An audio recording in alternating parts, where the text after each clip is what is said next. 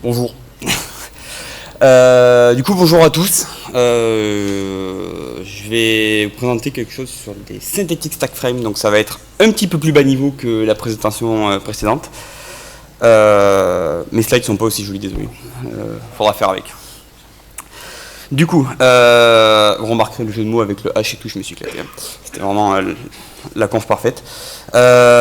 Synthetic Stack Frame, du coup, comment manipuler la stack pour effacer les traces. Ce que je vais vous présenter n'est pas nouveau.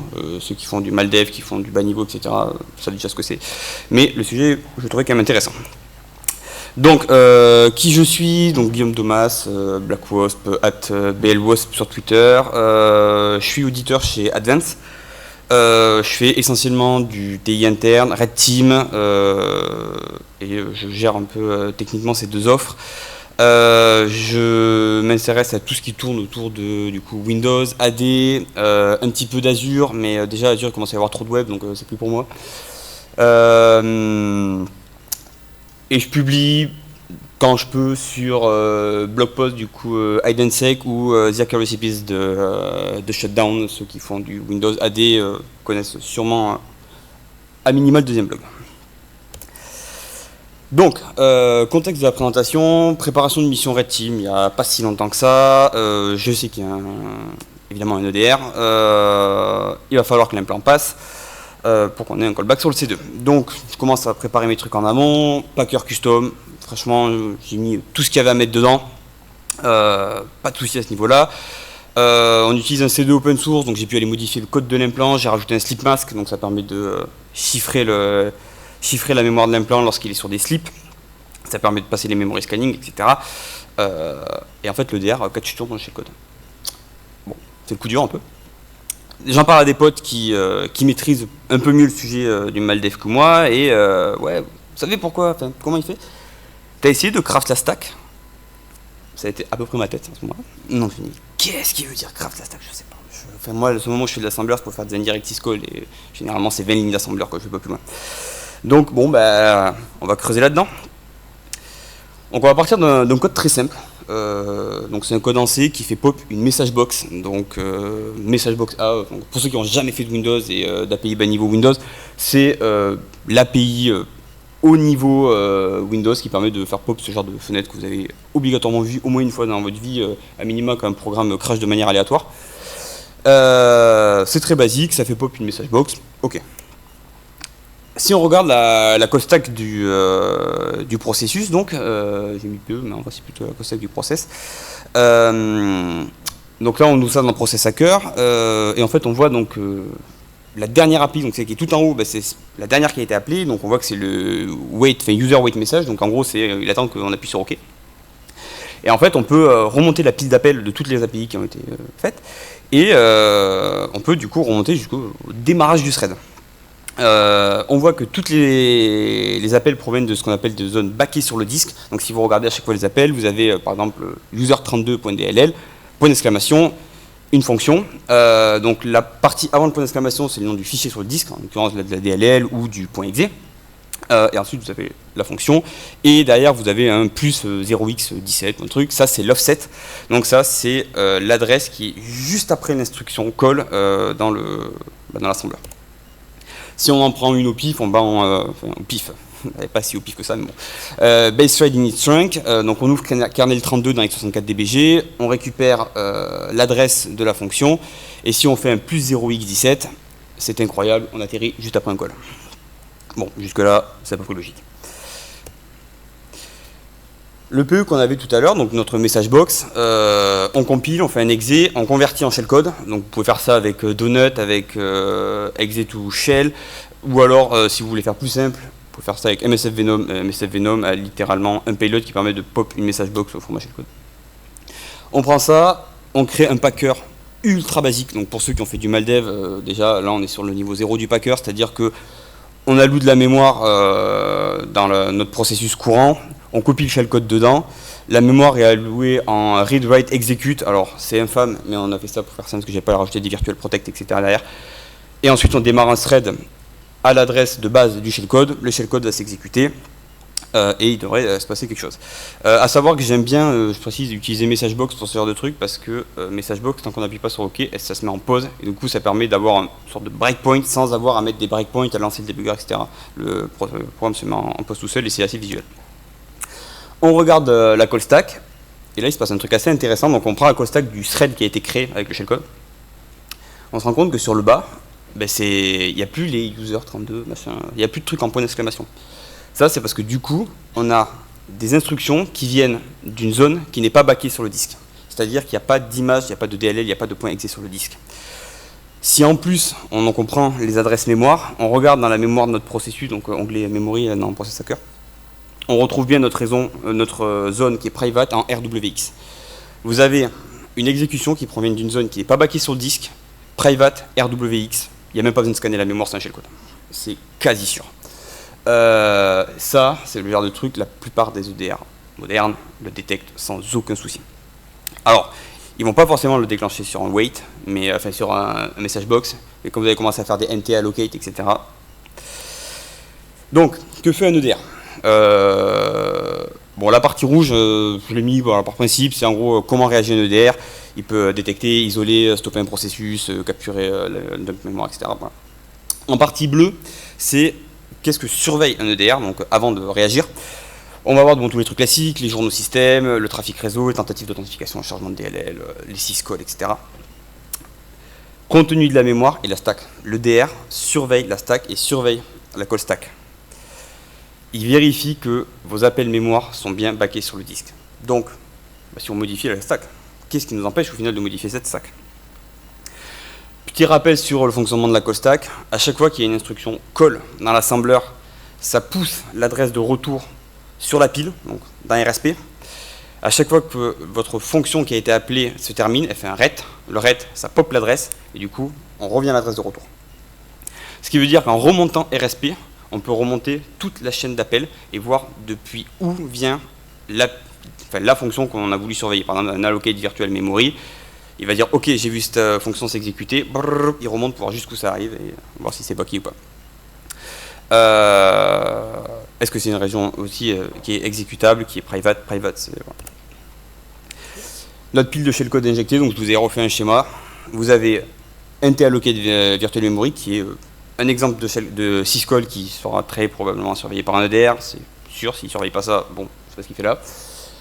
En dessous, en bleu, vous avez tous les frames du processus d'origine qui sont, on va dire, clean. Donc vous avez les deux premières, retenez-les bien.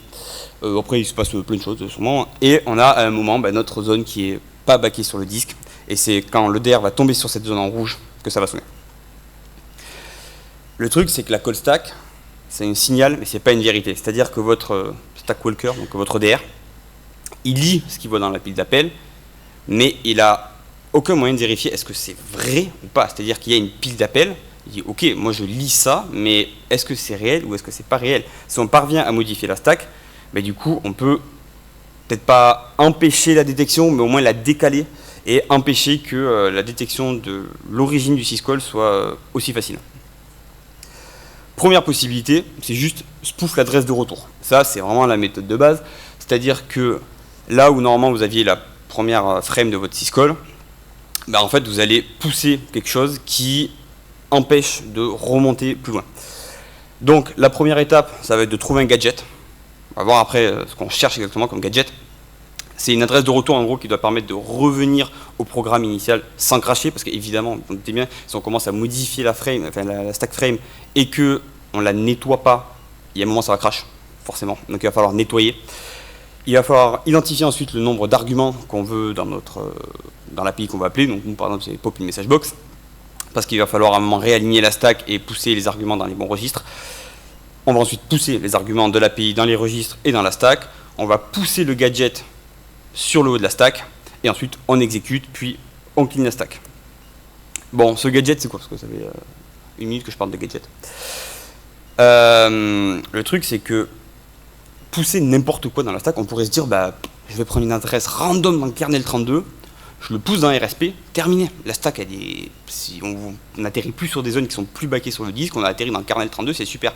Ouais, c'est super, sauf que du coup, votre fonction, votre message box, quand elle va return, à un moment, elle va atterrir sur une adresse complètement random dans le kernel 32, elle en fait quoi? Bah, elle crache. Forcément, votre programme va crasher, il ne se passe rien à ce moment-là. Enfin, du moins, pas un truc utile. Donc, il va falloir pousser un truc, mais intelligemment. L'idée, ça va être de pousser quelque chose qui permet d'arriver à une fonction qu'on aura codée nous, et qui va permettre de refixer la stack pour reprendre le flow d'exécution. Il va nous falloir quelque chose qui est backé sur le disque, et il va nous falloir quelque chose qui peut stocker une adresse de fonction. Le mieux, bah, c'est d'avoir un jump dans un registre. Donc typiquement, on va chercher un jump RBX, on va voir après pourquoi. On va chercher un jump RBX, et le RBX, donc le registre RBX, on va mettre l'adresse de la fonction qui permet de nettoyer la stack et de tout remettre proprement. Pour trouver ce pattern, bah, on va prendre notre kernel32.dll, on va parser tout l'entête du PE, donc on va parser notamment la zone .txt qui est dans un exécutable qui est en gros la zone où il y a le code. Et on va chercher, bah, en l'occurrence, le pattern FF23 qui correspond à JumpRBX. Pourquoi, en x64, je précise quand même, pourquoi JumpRBX? En gros, on a deux types de registres en x64, les non volatiles et les volatiles. Volatiles, en gros, ils peuvent être utilisés de manière complètement libre par les sous-fonctions qui sont appelées. Ce qui veut dire que quand vous allez retourner à votre fonction initiale, vous n'avez aucune garantie que le registre est toujours à la valeur que vous avez mis, et donc vous n'avez aucune garantie que le registre pointe toujours vers votre fonction de nettoyage. Donc, en gros, toutes les RAX, RCX, RDX, R8, R9, R10, R11, ils sont inutilisables. Et à côté, vous avez les non volatiles, ceux-là, ils sont ce qu'on appelle ColliSaved.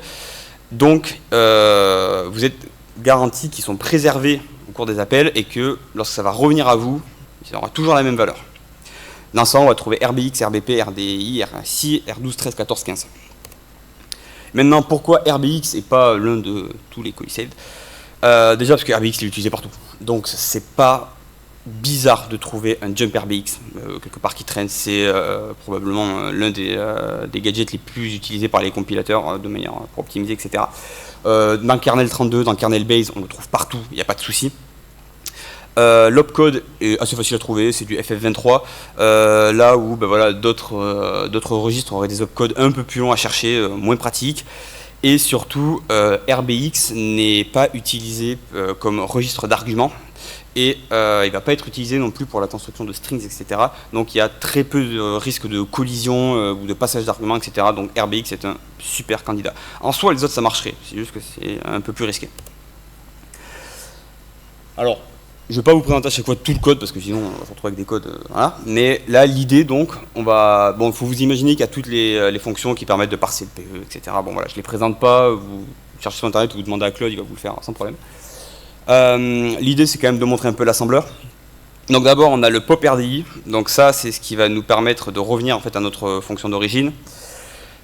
Pour faire simple, sur la première partie, on aligne tous les arguments. En fait, on va mettre dans les registres tous les arguments de l'API qu'on veut appeler. Donc dans la convention d'appel, donc la convention qui s'appelle la fastcall x64, les arguments sont dans l'ordre RCX, RDX, R8, R9 et ensuite dans la stack. Si vous avez 50 arguments sur votre API, bon, déjà c'est très bizarre, mais si vous avez 50 arguments, le reste sera dans la stack. Donc on pousse tous les arguments dans les bons registres. Les trois petits points, là c'est parce qu'il y a une loupe du coup normalement qui permet d'écrire les autres arguments dans la stack. Bon, vous ne la prenez pas, voilà, il faut push dans la stack et de faire descendre RSP. Et ensuite, on a donc une structure pareil qui est déclarée au-dessus, qui s'appelle config, qui possède quelques arguments, notamment l'adresse du gadget, l'adresse de la fonction cible à exécuter, les arguments, le nombre d'arguments. Dans RAX, on va push notre gadget, donc l'adresse du jump RBX. On fait un push RAX, donc RAX se retrouve sur RSP. Ensuite, dans RBX, on va push notre routine de cleanup qui est déclarée juste en dessous. Donc on a RBX, on a une jump RBX qui est sur la stack, RBX qui pointe vers la fonction de cleanup. Et ensuite, là on a pris R12, on pousse la fonction target, donc la message box. On fait un jump dans R12, ça exécute message box, tous les arguments sont positionnés dans les registres, dans la stack, etc. Et à la fin, quand ça va ret, on revient sur RSP, RSP qui pointe vers jump RBX, RBX qui pointe vers notre cleanup. On fait un add RSP avec R13 qui était donc le nombre d'arguments x 8. On réécrase RSP. Et ensuite, jump RDI, on revient à la fonction d'origine. Et si on regarde maintenant la call stack de notre shellcode, mais en fait, après toutes les fonctions de message box, on arrive à une adresse qui est backée dans le kernel 32, et pas de souci. Et en soi, ça marche très bien, ça va très bien s'exécuter. Cependant, le stack walk, il n'est pas complètement stupide. Ça, il y a quelques temps, ça marchait bien, parce que ce qui va se passer, c'est qu'il va remonter votre chaîne d'appel, et en fait, il va utiliser dans ce qu'on appelle les métadonnées d'unwinding du PE pour trouver la frame suivante. Donc en gros, faire très simple, winding, en x86, on utilisait RBP, le registre RBP, pour savoir où était la frame suivante à chaque fois, et pour pouvoir enchaîner les RSP. En x64, RBP est devenu un registre on va dire, utilisable pour l'utiliser de manière libre. RBP ne pointe plus forcément vers la frame suivante. Alors en fait, c'est que les fonctions utilisent donc une structure qui s'appelle la structure d'unwind et qui donne en gros le prologue de la fonction. Et en fait, la structure unwind vous indique toutes les opérations qui font modifier en gros RSP et l'adresse d'RSP pendant l'exécution de la fonction. Est-ce qu'il y a un registre qui est chargé? Est-ce que la stack est modifiée? Est-ce que voilà, tous ces trucs sont indiqués dans cette structure et ça permet de savoir en fait où se trouve RSP et où est la prochaine frame, etc. Donc votre stack walker, votre DR, il va remonter cette structure et avec cette structure il va être capable de remonter les frames et en fait il va se rendre compte que, je reviens en arrière, l'arrivée sur cette adresse et que derrière il n'y a rien, c'est quand même super bizarre. Donc il va se rendre compte qu'au fond de la pile du thread, il manque quelque chose et il va le détecter. Et c'est là qu'on arrive au Synthetic Stack Frame. J'y étais pas encore, hein. Là on y arrive. Pour ça, on va passer par une implémentation qui s'appelle Draugr. Ça se trouve sur GitHub. C'est en fait le gars qui, à la base, m'a parlé de Synthetic Stack Frame. Donc, il a un POC. Son POC, en fait, est une amélioration de notre POC qui s'appelle le Loud Sun Run. La différence, c'est que lui fait une résolution dynamique des SSN pour les indirect syscall. C'est-à-dire qu'il fait de la Synthetic Stack Frame et de l'indirect syscall. Je ne parlerai pas d'indirect syscall, c'est pas du tout le sujet de la conf, mais voilà. Dans Loud Sun Run, les SSN étaient hard-codés, donc il suffit qu'il y ait une mise à jour de Windows et c'est terminé, ça marche plus. Ça marche en 5 étapes. La première, initialisation et résolution des SSN, on passera très rapidement dessus parce qu'on ne parle pas de syscall. On va calculer la taille des stack frames qu'on va vouloir écrire, parce que là en fait on ne va pas seulement pousser une adresse de retour, on va vraiment écrire des stacks, enfin des frames plutôt dans le stack.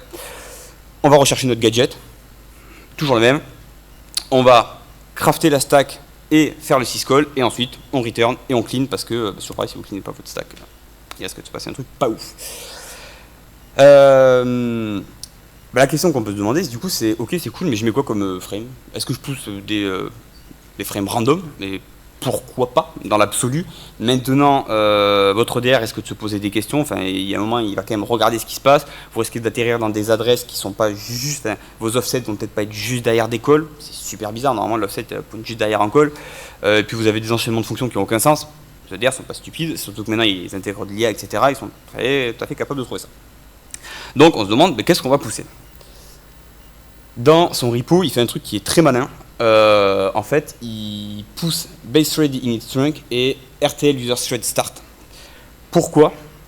Parce que ce sont les deux fonctions qu'on trouve au démarrage de tous les threads sur Windows. Ces deux fonctions sont toujours là. Vous démarrez un thread sur Windows, vous avez ces deux là en bas.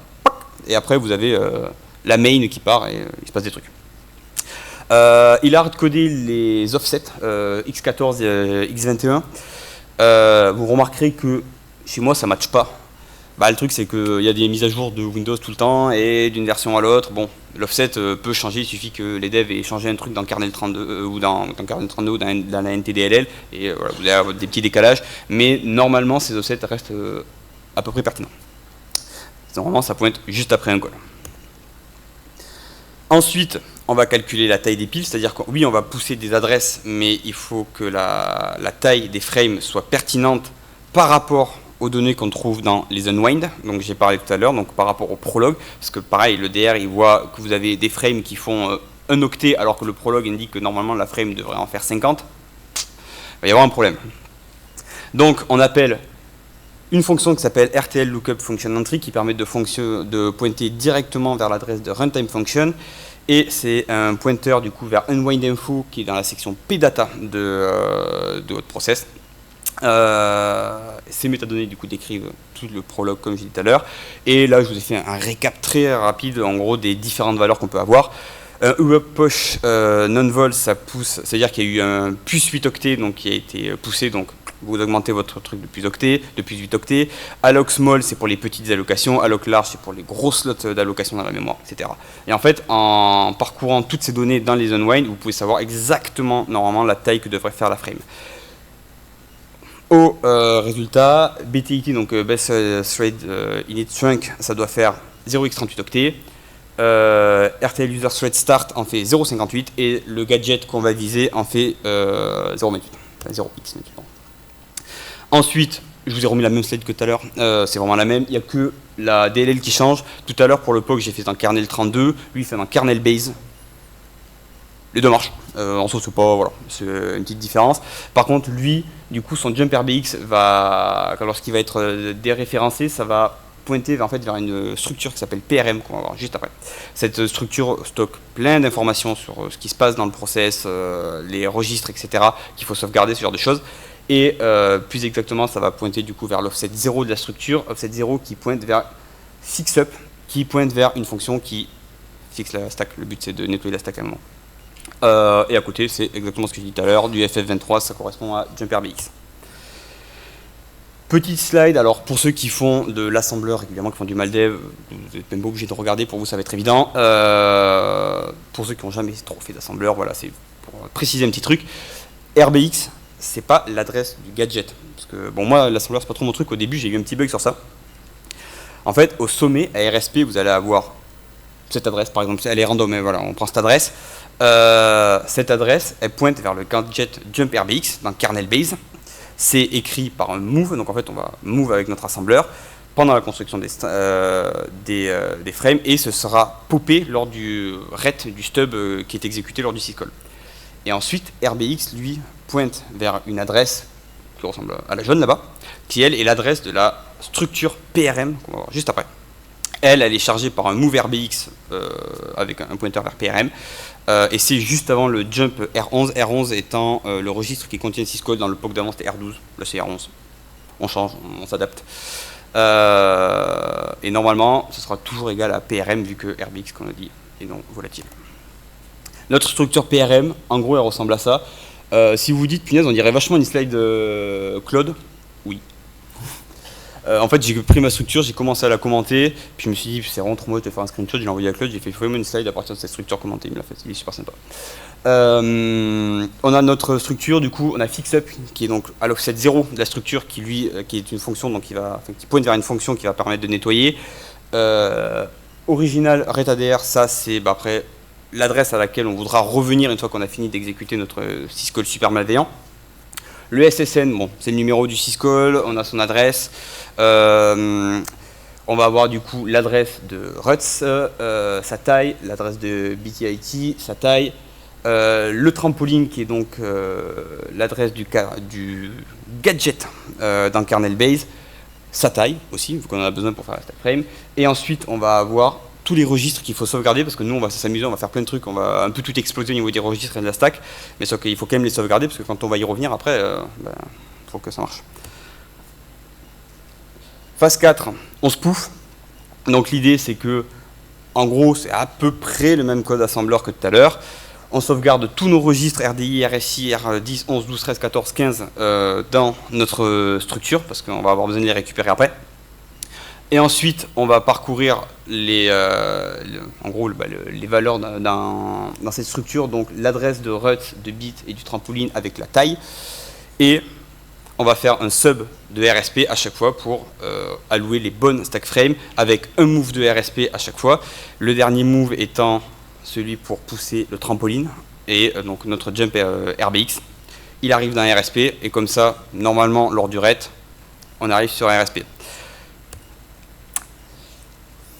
Jump RSP, donc notre stack frame du coup, à quoi elle ressemble de manière très schématique. Tout en haut d'un RSP, on a Jump RBX. En dessous, on a la taille de sa frame. En dessous, BTIT, sa taille, RUT, sa taille, et ensuite le shadow space qu'il faut toujours mettre.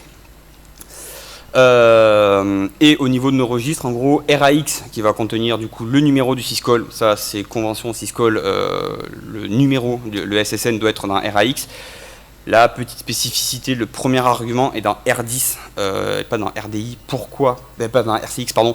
Pourquoi? Parce que c'est la convention syscall, premier argument dans R10. R11 va contenir l'adresse de la fonction qu'on veut exécuter, donc là en l'occurrence c'est l'adresse du syscall. Et RBX qui pointe vers la, qui pointe vers la fonction, je vais arriver à la structure où l'offset 0 c'est cleanup, enfin, c'est l'adresse vers la fonction de cleanup et du coup ça va tout nettoyer. Wow, je pensais pas que ce serait aussi visible. Donc là j'ai exécuté, j'ai mis dans x64dbg, il y a un breakpoint juste avant le jumper11 qui part du coup exécuter le syscall. Donc on est juste avant qu'on fasse un truc l'EDR n'aime pas du tout. Et là si on regarde, notre RSP il pointe bien dans kernel base. Si on regarde cette adresse dans kernel base, incroyable, on a bien un FF23, donc il y a bien un jumper BX. Et ensuite, on a les autres frames et on se rend compte qu'on a bien BT80, donc on voit que ça pointe vers kernel 32 et hop, juste en dessous, celle d'un NTDLL. Normalement, on a à peu près tout bien aligné. Phase 5, c'est là qu'on termine, donc on va avoir le return et le cleanup. Le syscall se termine, il ret. Donc ret, ça pop l'adresse qui est au sommet de la pile. Du coup, RIP prend RSP. RSP va prendre RSP plus 8, vu qu'il est son écran. RIP du coup se retrouve avec l'adresse du gadget, FF23, jump RBX, RBX qui est dans le kernel 32, RBX qui vaut toujours du coup l'adresse de la structure. RBX s'exécute, on déréférence, on lit PRM fixup qui est à l'offset 0, du coup ça saute à fixup qui est du coup une truc qui nettoie toute la stack, réécrase RSP, etc. Et donc on fait RSP plus à chaque fois. En plus c'est bien parce que du coup on avait sauvegardé la taille de toutes les frames. Donc là on peut juste faire des plus pour réécraser tout ça. On restaure tous nos registres et RSP a fait RSP plus 8 on se rappelle. Et juste dans notre structure, juste en dessous de la valeur qui pointait vers le fixup, on avait l'adresse originale de retour. C'est incroyable parce que du coup RSP pointe maintenant vers l'adresse originale de retour. Et donc on revient dans le flow correct de notre programme. Au final, ça donne quoi?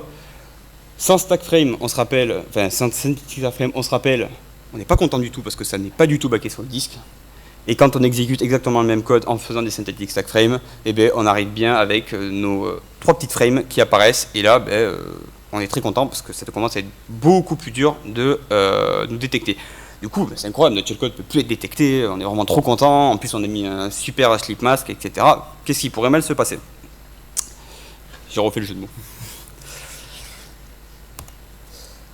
Je ne vais pas rentrer dans les détails de ça.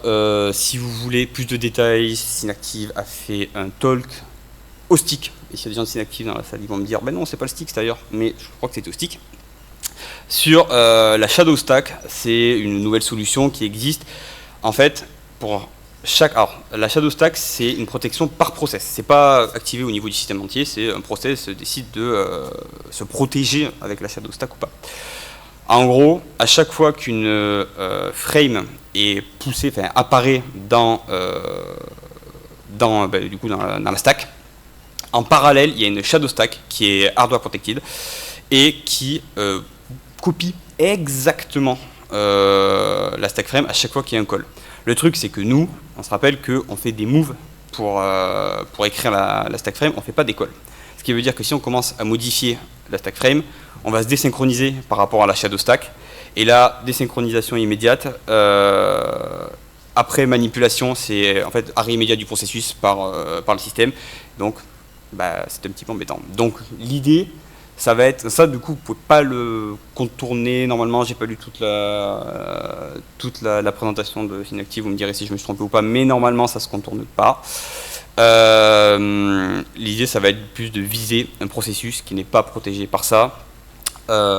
Si là actuellement en tête j'ai Chrome, Google Chrome normalement met en place une shadow stack, donc n'hésitez pas de vous d'injecter votre shellcode dans Chrome parce que ça va désynchroniser à mort. Autre méthode de détection quand même que peut avoir un EDR, évidemment les callback kernel, ça un petit peu compliqué à contourner sauf si vous avez une écriture dans le kernel, mais je pense que si vous avez moyen d'exécuter dans le kernel, Le DR n'est plus vraiment un problème. Détection sur le gadget, avoir un jumper BX dans kernel base, ça se fait, mais c'est quand même assez, ça commence à être connu, kernel 32 aussi. Il y a d'autres DLL où vous trouverez du jumper BX et qui sont moins bien détectés par même des très très bons EDR. Les scans mémoire, ça marche évidemment toujours. Je veux dire, si vous n'utilisez pas de slip mask, votre shellcode est en clair en permanence dans la mémoire. Quand l'EDR va faire son memory scanning, il va avoir passé des données un petit peu bizarres. Il va se dire tiens, c'est marrant, on dirait énormément un IOC Cobalt Strike ce truc. Il y a peut-être moyen que vous fassiez FAG. Et ensuite les références. Les 2 repos dont j'ai parlé, il y a une explication sur UnknownCheat. Alors si vous êtes déjà allé sur UnknownCheat, les explications c'est je t'explique un truc que tu es déjà censé connaître, du coup c'est un peu succinct, mais bon, il y a quand même des explications qui sont pas mal. Et j'ai aussi mis du coup le lien vers le PDF de Synactive pour la Shadow Stack. Si vous avez des questions, c'est le moment.